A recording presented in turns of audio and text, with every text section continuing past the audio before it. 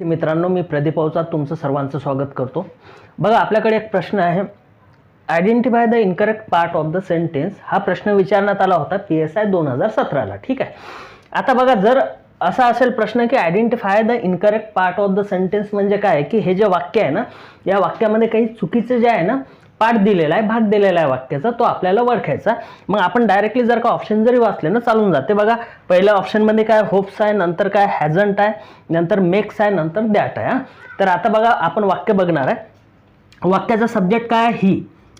बघा, पर्सन किती असतात ग्रॅमॅटिकल? फर्स्ट पर्सन म्हणजे आय, सेकंड पर्सन म्हणजे यू, आणि उरलेले जागातील सर्व थर्ड पर्सन राहतात। ठीक आहे, ही, शी, इट, दे हे सिंग्युलर, ही, शी, इट हे सिंग्युलर झाले, दे प्लुरल झाले, बाकी नाव झाले सीता, गीता, राम, संभाजीनगर, छत्रपती संभाजीनगर, नाशिक, पुणे, मुंबई हे सगळे थर्ड पर्सन झाले। ठीक आहे, त्याच्यात फक्त एवढा आपण फरक कळायचा, सिंग्युलर कुठला आहे आणि प्लुरल कुठला आहे। ठीक आहे, आता बघा, वाक्याचा सब्जेक्ट आहे ही। आता हा जो आहे ना थर्ड पर्सन सिंग्युलर आहे, आणि हे जे होप आहे ना क्रियापदाचं फर्स्ट फॉर्म आहे। हे थर्ड पर्सन सिंग्युलर आहे म्हणून हे क्रियापद तुमचं एकवचन करण्यासाठी आपण याला यस लावला। ठीक आहे, हे झालं एक वाक्य, हे झाले एक क्लॉज। म्हणजे या वाक्यामध्ये ही मध्ये प्रॉब्लेम नाही, होप्स मध्ये नाही आहे, कारण साधा वर्तमान काळ आहे। ही वाक्याचा सब्जेक्ट आहे, थर्ड पर्सन सिंग्युलर म्हणून यस लावलं, तर हा इनकरेक्ट पार्ट नाही होईल आपला। ठीक आहे, हे तर वाक्यात बरोबर, म्हणजे याच्यामध्ये चूक नाही आहे। नंतर बघा, दॅट काय तुमचं कंजंक्शन।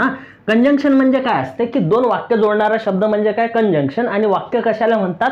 कमीत कमी त्या वाक्यामध्ये सब्जेक्ट असायला पाहिजे आणि व्हर्ब असायला पाहिजे। ठीक आहे, सिंगल व्हर्ब जरी असलं त्याला आपण वाक्य म्हणता येते। ठीक आहे, इथं सब्जेक्ट पण आहे, व्हर्ब पण आहे, म्हणजे हे क्लॉज झालं, एक काय झालं, हे सेंटेन्स। ठीक आहे, आता बघा, पुढचं वाक्य काय म्हटलेलं आहे? ही झाला आपला वाक्याचा सब्जेक्ट। ठीक आहे, त्याच्यानंतर काय? हॅज आहे, हॅजच्या नंतर नॉट लावलेलं आहे, म्हणजे हे प्रेझेंट परफेक्टचं निगेटिव्ह सेंटेन्स आहे, त्याच्यामध्ये नॉट आलेलं आहे। ठीक आहे, आता आपला एक नियम काय सांगतो की जर वाक्यात हॅज आहे, हॅव आहे किंवा हॅड आहे, तर याच्यानंतर येणाऱ्या क्रियापदाचा कुठला फॉर्म असायला पाहिजे? Third form. हा जो आहे ना युनिव्हर्सल ट्रूथ किंवा जे आहे ना एक युनिक नियम आहे, याच्यात कधीच चेंज होत नाही। हॅज, हॅव, हॅड नंतर क्रियापदाचं तिसरं फॉर्म येते। ठीक आहे, आता बघा, हे हॅजंट आलेलं आहे, इथं क्रियापदाचं थर्ड फॉर्म यायला पाहिजे होतं, बट हे कुठला आहे? क्रियापदाचा फर्स्ट फॉर्म आहे, याला यस पण लावलेला आहे, सिंपल प्रेझेंट वालं जे आहे ना असं, याच्यामध्ये यांनी काय केलं? प्रॉब्लेम्स केलेले आहेत। आता बघा, इथं हॅजंट जे आहे ना हे पण बरोबर होतं, म्हणजे याच्यात एरर नाही। आता इथं जे मेक्स आहे ना थर्ड वालं, याच्यामध्ये जे होतं ना, आता मेकच्या ऐवजी काय पाहिजे होतं? मेट पाहिजे होतं, म्हणून आपला जो आहे ना